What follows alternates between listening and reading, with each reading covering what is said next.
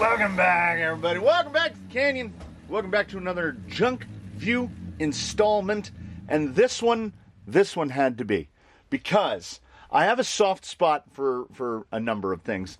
The Injora products, typically Amazon / AliExpress junk, they have been getting better and better and better. One of the Canyon favorites is the Clerm, the fake KLRM, which on the Injora website, they have a name. But here, they're just like on the sidewall, it just says Mud Terrain MT. And I like it better when a company that makes off-market junk actually names something. The Injora King Trekker. Now, Editor Man, put it in the corner. We have reviewed, not exactly, but we have reviewed essentially this tire.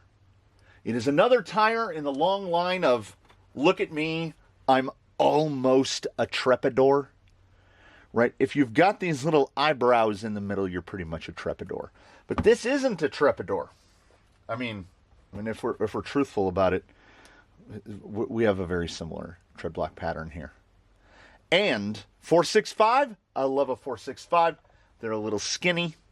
And following recent discussions of more standardizing the Canyon tire testing protocol, the junk testing protocol, and the Quick-View testing protocol, we've said we should put them all on the same insert. Well, ladies and gentlemen, I tried that. These are very narrow. Allow me to bring this over. I measured them and then forgot.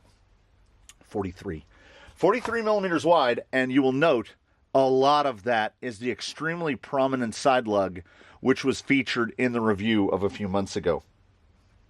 I think that was titled Fake Scramblers, ?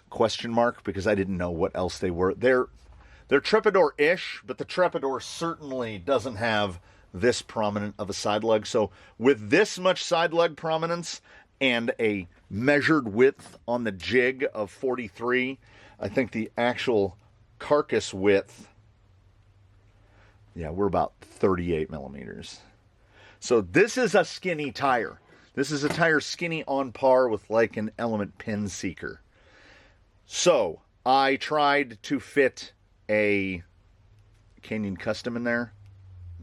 No. It was 10 pounds of sausage in a 5-pound sack. Are they 465s? 116, 117, which is, 4.5. Is that right? Just under 4 5/8. So a hair under the stated, they say 464 by 165 by 1.9. And they're pretty close. We've mounted up a couple. You saw the first one. We do a thing in which we mount up the fourth one so everybody can get an idea of how good or bad it is. But before we get to mounting that fourth one, this is the foam. And as you can see, it is small. Maybe you can't see. Regular class 2. Much closer to a class 1 foam. So internally, as these measure in that just under 4 5/8, and look at the height of the lugs. So we're talking 7, 8 millimeters on the lugs. On the inside, I want to say that this tire is effectively a class 1 internally, and then it gets pumped up by having big thick lugs. Oh yeah, before we're jumping right ahead. This is not a soft. This is not a medium soft. This is not a super soft. This is like a magician could do a trick with these, because you could wad these up into a ball and then they're just gone. These are soft. And that takes me back. That gives me a lot of Clerm vibes, because the Clerm was a tire that was exceptionally good on the included insert, suffering essentially only on side hilling, and I feel like we might be in for the same thing. But This tire does have that advantage. We can't call it a Clerm. We can't call it a this. We can't call it that. It's a King Trekker. This thing has got a name. And a man has got to have a name. These mounted, and I'm hoping that the streak continues. These mounted, if mountability was something, was a quantifiable category, was a category that we were tracking statistically in quick views and junk views, these are a 10 out of 10. Not a 9.9, a 10. Because we are running, because these are so narrow, basically anything under 45 millimeters, we are going to attempt to mount on a skinny ring wheel. These are 16 millimeter. I think they're 16 millimeter rings. That sounds right. That sounds right. These are the go-to, the 5-bolt. These are the go-to test wheels for class 1s, skinnier stuff. But some of the easiest tires I've ever had to mount, ever. No bubble juice required, no anything required. No pop in the bead. They are so soft. Did I make? Okay. There's 2. And he's done it. He's done it, ladies and gentlemen. And his brain is not sophisticated enough to pay attention that closely. Baseline. Let's see. There we go. I think these look pretty good. I like the look of the King Trekker. I went back and I sort of mentally lightly revisited the fake scrambler, as I called it at the time, which I can't honestly remember if it was an Injora or not. And these are not them. So we're not testing the same tire twice. These are stated by Injora as being in the S3 compound, which is the same compound that the Clerms are made out of. And, if we get it up right here, you see the side lug? They all end at the same point. They're uniform. Now, there's like a tall, short, tall, short, tall, short. The interval. The fake scramblers, the shorter one, didn't come down as far. And there wasn't as much of a difference. Like, see the stepped lug? I don't recall testing a tire with a stepped lug like that. I was worried. I was scrambling through my own archive when I ordered these going, have we already tested these? Did we already test these? This is like Junkview. Tire Junkview has got to be in the 20s. We've done about 20 different sets. And I constantly have the worry that we're going to test something that we've already tested.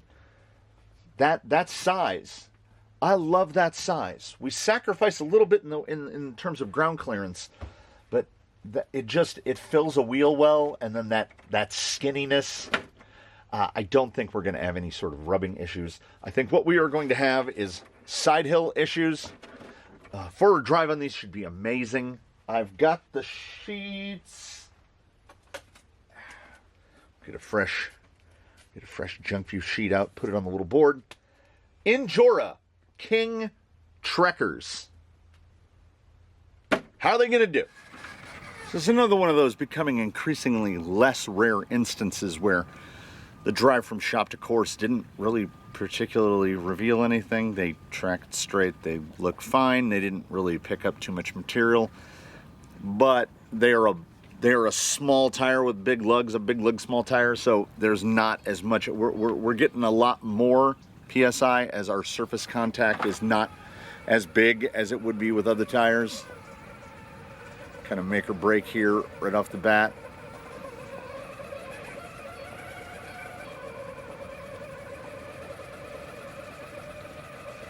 We got to de-dust.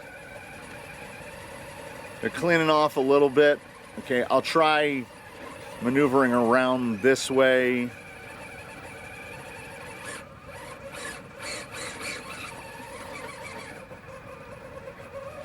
Come on. I think much like the Clerm, a tire that is going to need a little while. Like without that feather on the edge. We'll try a little more brisk. that thinner sidewall, and what I neglected to mention inside, but I think it's still appropriate out here. When I punched the vent holes, every tire vented 2 holes, 4mm, 12 o'clock and 6 o'clock positions. I put the caliper on the rubber punches, the punch outs, 2.4mm thick on the carcass, which is, I think, pretty average. They're not a super thin carcass tire. And there's no ribbing, no belting. And while I think the sidewall thinness is fine, I think the sidewall acts like it's thicker due to the big lugs basically act like ribbing on the sidewall. We're getting quite a lot of both lug noise and fallback, but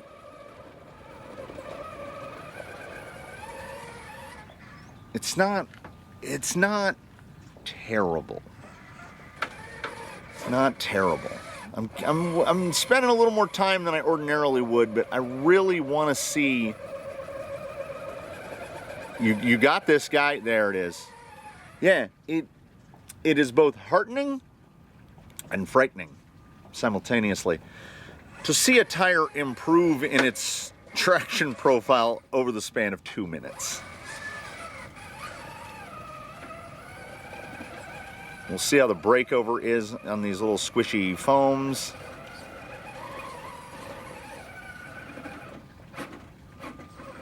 Yeah, I'm actually, in this case,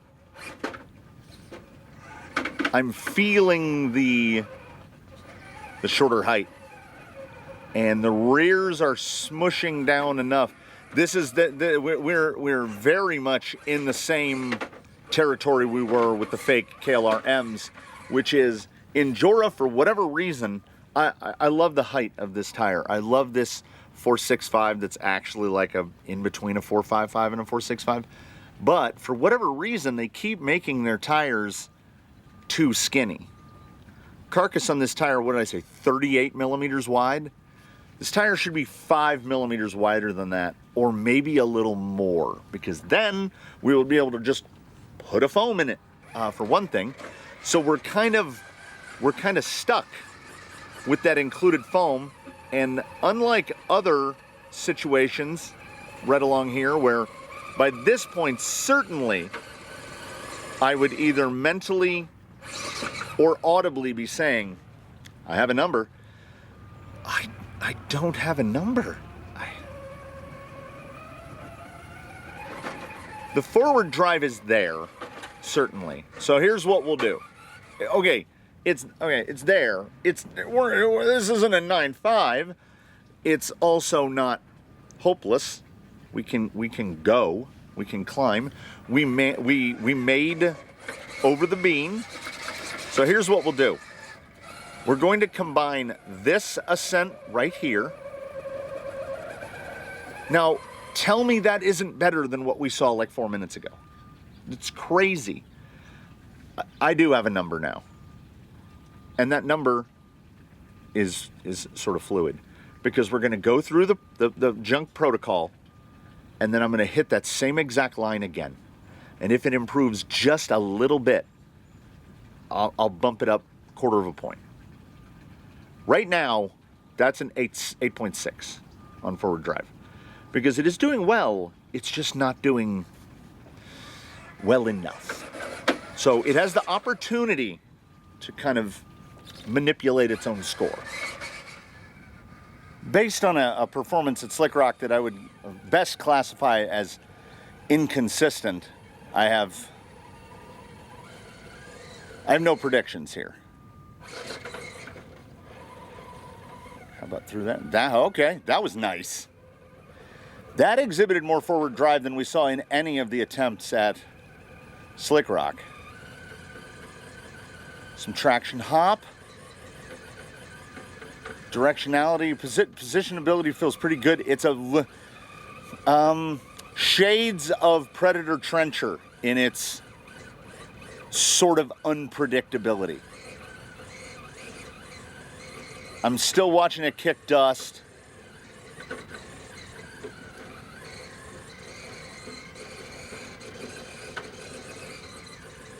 It's really behaving like a medium up throttle tire. It's not super crazy about the real slow and low.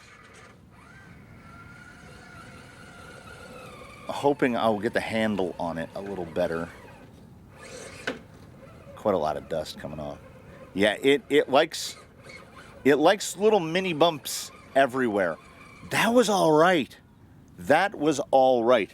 But in fairness, I can't do better than an 8.8.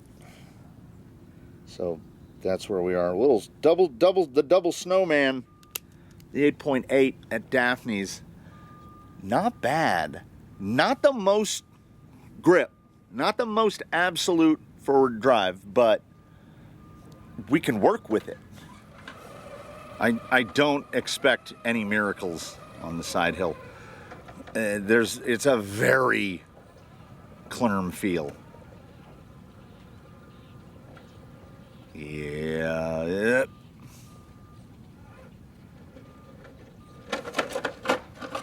Wow, that was just a we rolled all the way out.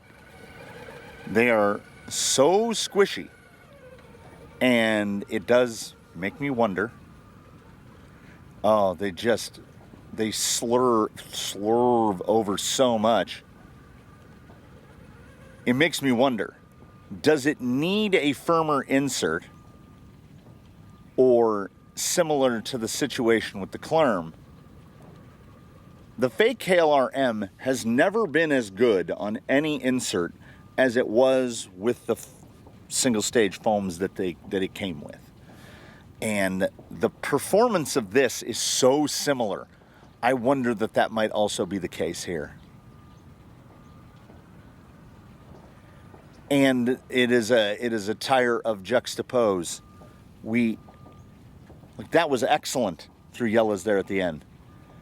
But the section in the middle was just all question marks. Are we going to make it? How much is it going to slide? Never feel really in control. Very erratic. Very positive performance at the end. So I guess we got to average the two. I'll give it an 8. 8.0. A snowman and his round friend. A snowman and a snowball. 8.0. This is a confusing tire. Onto the notch. And should the microphone be picking it up, I want to point out the beeping. I can hear sort of diesel noise and the beeping. The beeping has gone on 12 to 14 hours a day for 4 consecutive days. I don't know what they're doing, but God, I wish they would stop. We want to get into the notch above the notch right there.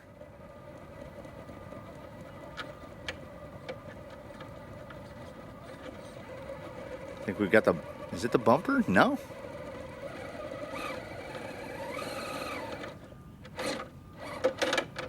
Okay, maybe it might have been a little bit of bumper. Push it back.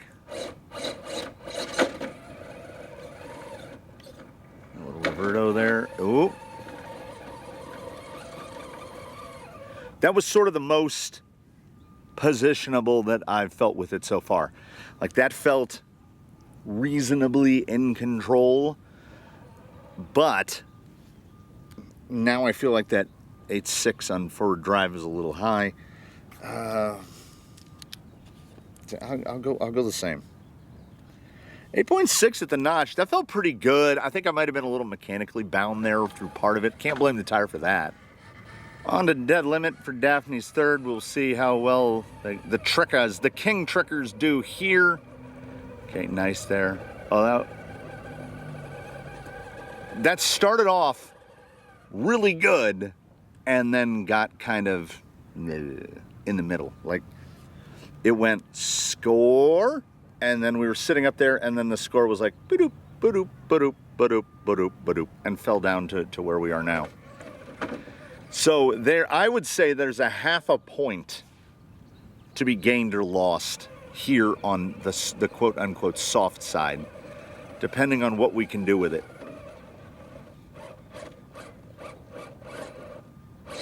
I got to remember, the lowest throttle input is not what this tire best likes. Okay, we'll try a little more. There we go. A little more there.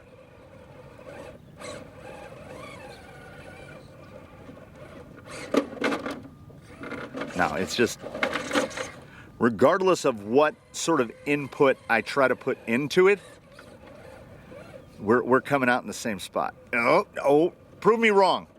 Prove me wrong.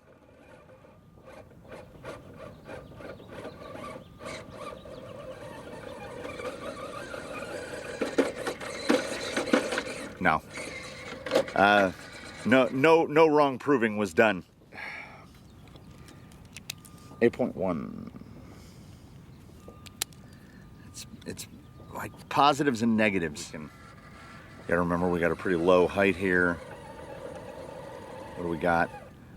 There's just that much slip, and I'm holding my fingers about this far apart. There's like this much slip, and I want less. I want more direct drive, like right. It'll make it, right? But I think the bump will really show here. Much more jump to the bump, a bit more donkey to it than I would expect. When you feel these in your hand, they are soft and squishy, and the bump height is far higher, and that erratic nature, I'm trying to get that perfect. I want a little more lip. There it is. It held it. It held it. That's points. That is points retained. Oh yeah, that's not bad. We're improving. The score is actually rolling up on the bump. I would put the bump. I'll tell you where I'm going to put the bump once I get right here.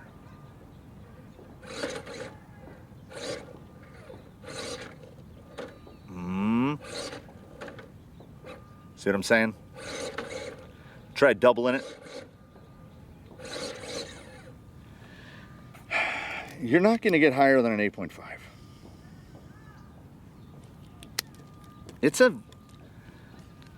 I'm not saying it's not frustrating as a tire. I might go with challenging. See, this should have the right amount of grip to just, yeah, the side park, no problem.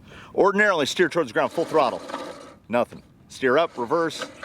We've got another reverse scooter. And baseline is set up on 50% reverse, so the ability to, yeah. I think we're gonna land on a default number for that. Like, there's gonna be a default number where if a tire comes in here and we do the roll, there we go, get up there, steer towards the ground, full throttle. Okay, had to rock it out. So that's some plus points. If a tire can bump in one direction and not the other, that's just an 8.5. That's an 8.5. That's good at one thing, bad at another. So this guy can, boom, snap. So what I did right there was I started here, and then I went boom, boom, and he was up. That sort of bump should have proved to be repeatable. So I went, woo! You just got to find it. We're blowing it out. That was a 9.4. That was good. These'll bump. And ordinarily, even with the narrowness, a tire with a prominent side block like that will do that. That's going to blow the whole score average, that 9.4. Nothing left but the wet. So before things get wet, we will give the King Trekkers one last chance to improve on their previously decided upon score. And I mean, that wouldn't do it. If anything, it feels like it got a little worse. Let's try a little more beans. Yeah, it's personal preference. I don't like to have to drive a tire that you have to give that many beans to get it to do. So I said that there was an opportunity to make a change, and I said how I didn't feel that 8.6 was accurately reflective, and it's not. It's now an 8.3. So he lost 0.3 points because most everybody, get out of range there, buddy. Most everybody gets just a little bit better as the pack goes through. Did not.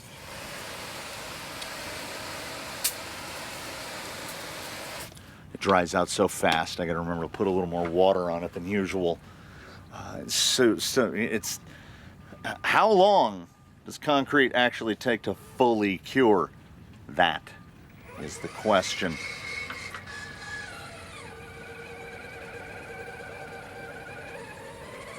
Waiting for the lugs to get a little wetter. That PSI is coming back here. Like we don't have a huge contact patch. So I can see, like if I pause the tire right there, you can see that it's only wet on the very tops of the lugs. It's not a 5. It's not a 5.5. We're talking about a tire that, despite having an absolute pillow soft insert, certainly does not exhibit having the most forward drive. I would say the Clerm a little better, pretty much all around, and exhibited. I feel like I could go. I've set the controller down. So that's a sort of perhaps misplaced confidence. We're gonna see if it can burn through the water there. I'm gonna go with a 6.5 on the wet. You can see it wants to go. It doesn't have enough.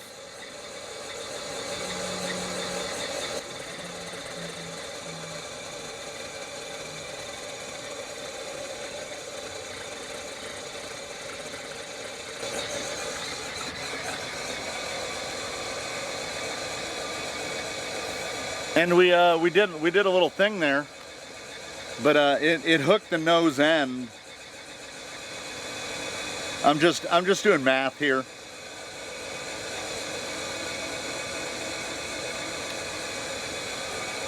All right, we've done enough math.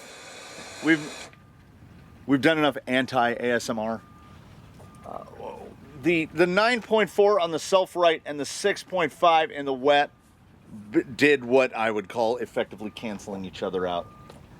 The Injora King Trekker on the included foam, because we don't really have any other choice. I'm going to have to fabricate some sort of Canyon custom specifically for a Class 1, and what are in the Clerms involved cutting up.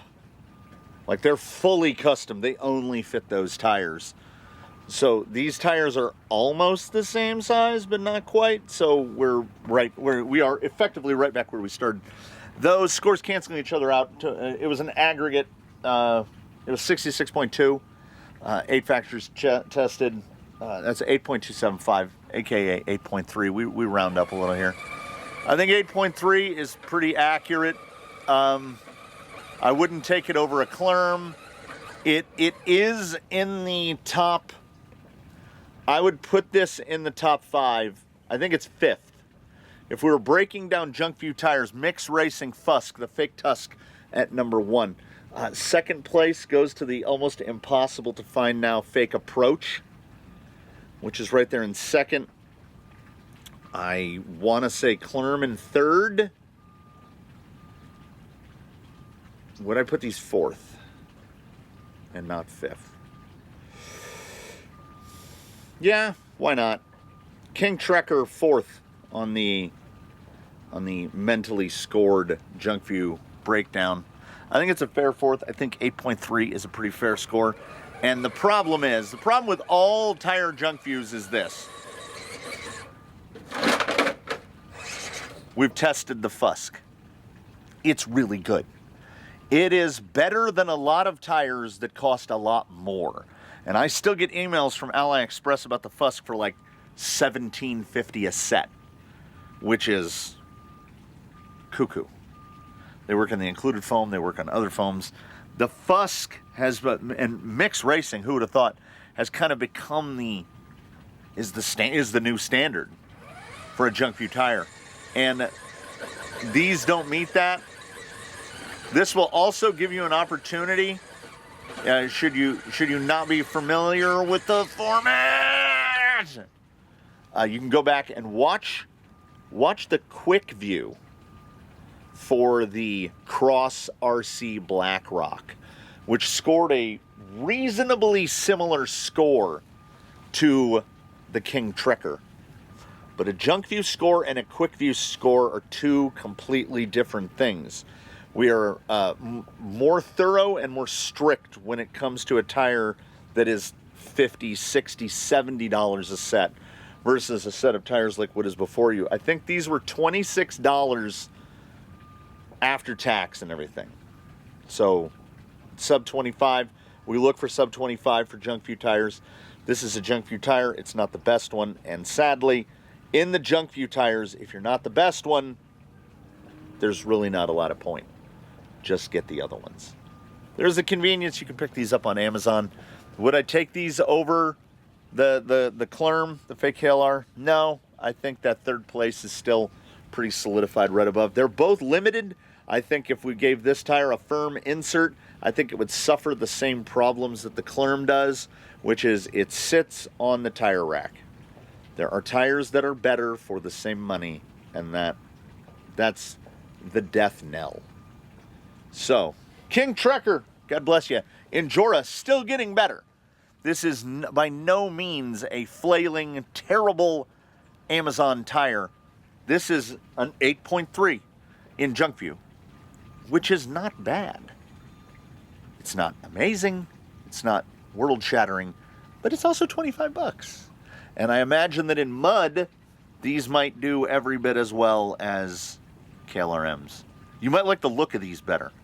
And again, what I think we've witnessed is yet another instance of where a tire that clones, copies, interprets, what have yous of the Trepador tread block pattern just isn't that good. The Trepador is the greatest weakness. If the tire looks like a Trepador, it's not going to be the best one. That seems to just, that's turning itself into an objective fact slowly over time. So there you have it. They're cheap, so I'm not going to say don't get them. I'm going to say you can do better, but you can do far, far, far worse. So don't necessarily rule out the Injora King Trekker. I got to give it to the Sidewall. Great looking. Not a terrible tire. Not bad enough to be a lukewarm tire that I would spit out of my mouth. It's let's frame. It's better than okay, but it's not blowing me away. And there you have it. That draws to a close this Junkview here from the Canyon. I do thank you all so very much for watching. I invite you one and all to comment below, like if you liked it, subscribe if you haven't. Do in your off time consider buying a t-shirt or becoming a channel member. I know that there are some issues trying to find the button for membership. Someone mentioned how to do it in a comment, and I have long since forgotten. So if someone knows the Contra cheat code to get to the member button, post that so that I can pin it somewhere. And yeah, in between now and when we meet again, please one and all, do your very best to have a good one, everybody. I will see you again in the next one, and hopefully, God and the universe willing, whatever they're doing over there with the beeping, maybe the noise canceling microphone's blocking out and it's only driving me mad. they'll have finished whatever they're doing. Wouldn't that be Wouldn't that be nice? Wouldn't it be nice? I'll see y'all next time, everybody. We had a good one. It was a good one, wasn't it? Oh, I hope it was a good one. Oh, I'm spiraling.